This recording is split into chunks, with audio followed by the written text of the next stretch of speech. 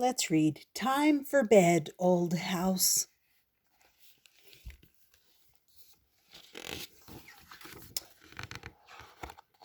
Go ahead and subscribe so you won't miss any good books. All right, time for bed, old house. Isaac loved the new pajamas he got for his first sleepover at Grandpop's house. He loved laughing and playing with Grandpop, but he didn't like the thought of sleeping away from home. I'm not sleepy, Isaac said. Then stay awake, Grandpop said. But it's time to put the house to bed.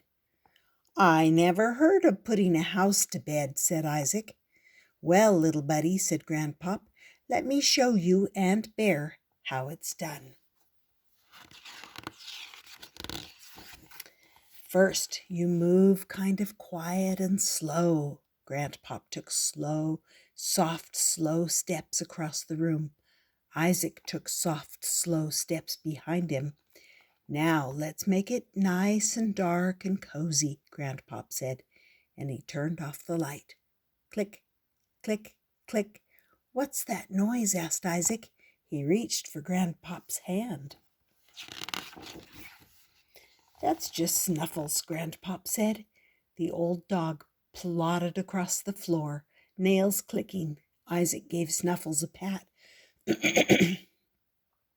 With Isaac and Snuffles following, Grandpop stepped softly down the hallway. He paused at the light switch and looked at Isaac. Isaac reached up and turned it off. Squeak, squeak, squeak.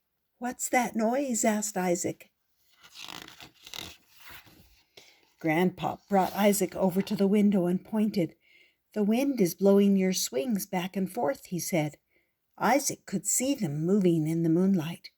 Now come on, sport, we're not done yet. Grandpop carefully pulled down the window shades. Looks like the house is closing its eyes to sleep, he said. Creak, creak, creak. What's that noise? Asked Isaac. This old house makes sleepy sounds just like you, said Grandpop. You yawn, you stretch. I bet you even snore. I don't think I snore, said Isaac. Grandpop shrugged. But if you're sleeping, how do you know? He chuckled loudly, then caught himself and put his hand over his mouth. Come on, little pal, Grandpop said softly. They tiptoed up the stairs.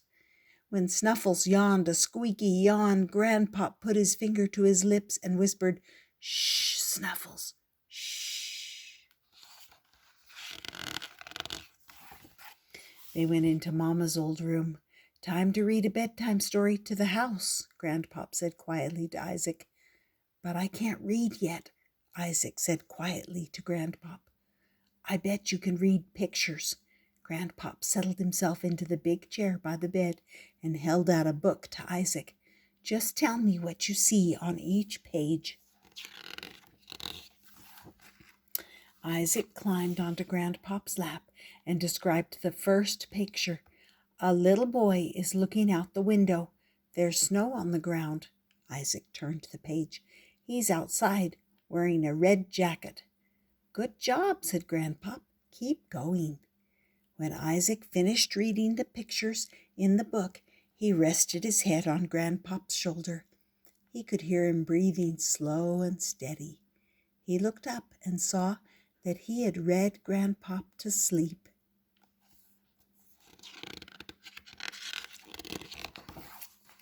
Isaac carefully climbed off the chair.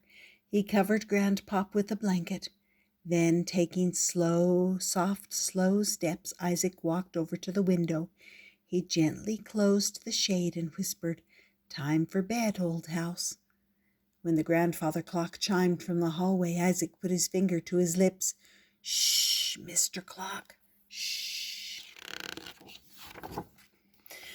Isaac settled himself into bed, picked up a book, and, in a soft voice, read the pictures to Bear. When he was done, he quietly turned off the lamp.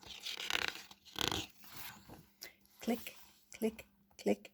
He reached out to pet Snuffles. Squeak, squeak, squeak.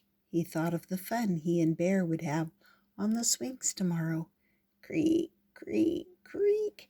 Tonight he would sleep well in the old house. And if that old house could hear, then it too would have heard bedtime noises. Snore, snore, snore. And that, my friends, was called Time for Bed, Old House. Nice little bedtime story.